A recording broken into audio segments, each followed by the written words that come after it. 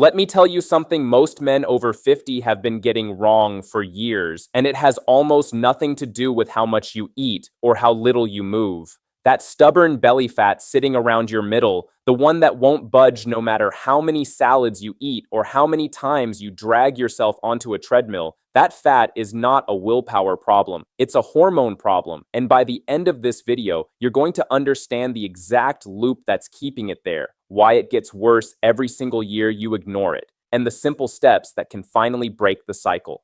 Stay with me, because the most important piece, the one thing that flips this whole thing around, I'm saving for a little later, and you do not want to miss it.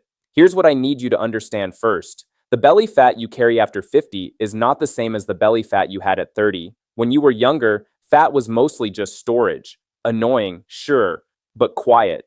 The fat that builds up around your midsection in your 50s is different.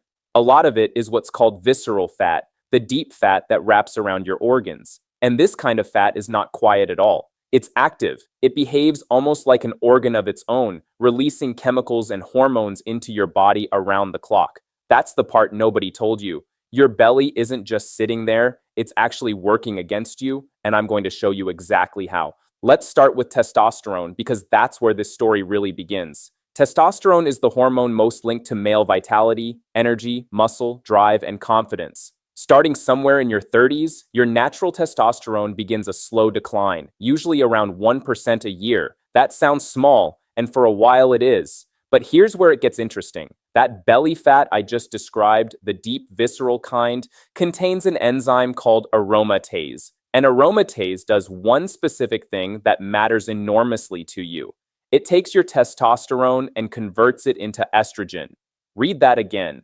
The fat on your belly is literally taking the very hormone that keeps you lean, strong, and energized, and turning it into the hormone that encourages you to store even more fat. Do you see the trap yet? Lower testosterone makes it easier to gain belly fat, and more belly fat lowers your testosterone even further by converting it into estrogen. Each one feeds the other. It's a loop. The fat creates the hormone environment that creates more fat. This is why so many men hit 50 and feel like their bodies suddenly betrayed them overnight. It didn't happen overnight. It's a wheel that's been slowly turning for years, and at some point it gains enough momentum that you finally notice it in the mirror, in your energy, in how your clothes fit. But testosterone is only 2/3 of the story. There's a third player here, and honestly, it might be the most important one of all. Insulin. Insulin is the hormone your body releases to manage blood sugar. Every time you eat, especially carbohydrates and sugar, your blood sugar rises, and insulin shows up to move that sugar out of your blood and into your cells for energy or storage. That's a normal, healthy process. The problem is, what happens after decades of modern eating, constant snacking, stress, and poor sleep? Your cells start to get tired of hearing insulin knock.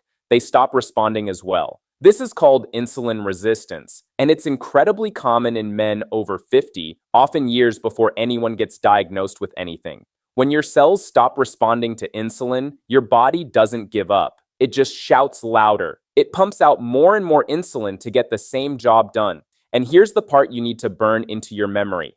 Insulin is a fat storage hormone. When insulin is high, your body is locked in storage mode. It is chemically very difficult to burn fat when insulin is elevated. So you can be eating less, walking more, doing everything you were told, and your body simply will not let go of the fat because the hormonal signal says store, store, store. And where does it preferentially store that fat? Right around your middle. Now watch how all three of these connect, because this is the whole game. High insulin promotes belly fat. Belly fat raises aromatase, which lowers testosterone. Low testosterone makes your body even more insulin resistant, which raises insulin again. 3 hormones, all pulling in the same wrong direction, each one making the other two worse. It's not one problem. It's a self-reinforcing system. And this is exactly why the standard advice, just eat less and exercise more, so often fails men your age. That advice treats belly fat like a simple math problem of calories in and calories out. But you're not fighting math. You're fighting a hormonal loop that's actively working to keep that fat exactly where it is. And if you want faster, longer-lasting results, I've put the exact natural support I recommend in the link below this video. So let's talk about how you actually break this loop, because here's the good news. Because it's a loop, you don't have to fix everything at once. You just have to start turning the wheel the other way, and the momentum starts working for you instead of against you. Let me give you the levers that matter most in order. The first lever is your blood sugar, because insulin is the hormone you have the most direct daily control over. This isn't about some extreme diet. It's about reducing the constant spikes. Start by cutting the liquid sugar first, the sodas, the sweetened coffees, the fruit juices that hit your bloodstream like a wave. Then look at refined carbs, the white bread, the pastries, the chips you snack on without thinking. Replace them with protein, healthy fats, fiber, and vegetables. Here's a simple trick that costs you nothing. When you eat a meal, eat your protein and vegetables first, and save the starchy carbs for last. That small change alone can blunt your blood sugar response and give your body breaks from eating. Every time you snack, you spike insulin again. When you stop grazing all day and let real time pass between meals, your insulin gets a chance to fall, and only when insulin falls can your body finally unlock that fat and start burning it. The second lever is muscle, and this one is criminally underrated. Muscle is not just for looking good. Muscle is the single biggest place your body disposes of blood sugar. The more muscle you carry, the more storage space you have for glucose that isn't your belly, and the more insulin sensitive you become. This is why resistance training, lifting something heavy a few times a week, is so powerful for men over 50. You are not just burning calories, you are rebuilding the very tissue that helps regulate your hormones. And building muscle is one of the most reliable natural ways to support healthy testosterone too. You don't need to become a bodybuilder. 2 or 3 short sessions a week, working your legs, your back, your chest, pushing yourself a little, can start to shift your entire hormonal picture.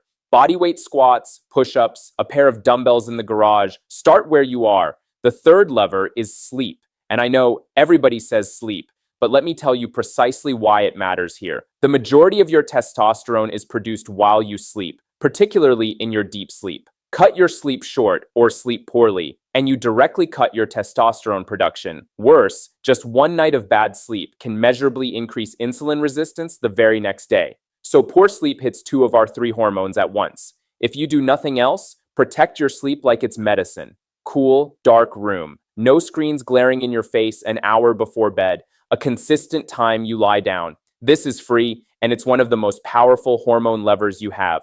The fourth lever is stress, and this is the quiet one that sabotages so many men. When you're chronically stressed, your body keeps cortisol elevated. Cortisol, when it stays high day after day, tells your body to hold on to belly fat specifically, and it works directly against your testosterone. You can do everything else right, but if you're running on stress and tension every waking hour, you're keeping the loop alive. This is where slowing down genuinely matters. A daily walk outside, especially in morning light. A few minutes of slow, deliberate breathing. Time away from the screen. These aren't soft optional extras. They are direct hormonal interventions. Now let me bring this all together because I don't want you to walk away overwhelmed. You do not need to do all of this perfectly tomorrow. Remember, it's a loop, which means every small win compounds. When you steady your blood sugar, your insulin starts to fall. When insulin falls, your body can finally release some of that visceral fat. When the visceral fat shrinks, less of your testosterone gets converted to estrogen. When your testosterone rises, you build muscle more easily and become more insulin sensitive. And around it goes, except now the wheel is turning in your favor. That's the secret nobody tells you. The same loop that worked against you for years can be turned around to work for you. And once it gains momentum, it gets easier, not harder. So if you've been blaming yourself, feeling like you've failed because the belly fat won't move no matter what you try, I want you to let that go right now. You were never lazy. You were fighting a hormonal system that the usual advice completely ignored. Now you understand the real machinery underneath it, the testosterone, the insulin, the visceral fat, and how they feed each other. And more importantly, you know where to push to break the cycle. If you're ready to take the next step and you want the exact natural support I personally recommend to help men your age get this loop moving in the right direction, it's waiting for you in the link below this video. Go check it out. You've got far more control over your body than anyone led you to believe. Start with one lever this week, just one, and let the momentum build from there. Your strongest, most energized years are not behind you. They can absolutely be ahead of you. And remember, Everything I've shared today is general education to help you understand your own body, not medical advice. So always talk with your own doctor before making changes, especially if you have a health condition or take medication. Take care of yourself, stay strong, and I'll see you in the next one.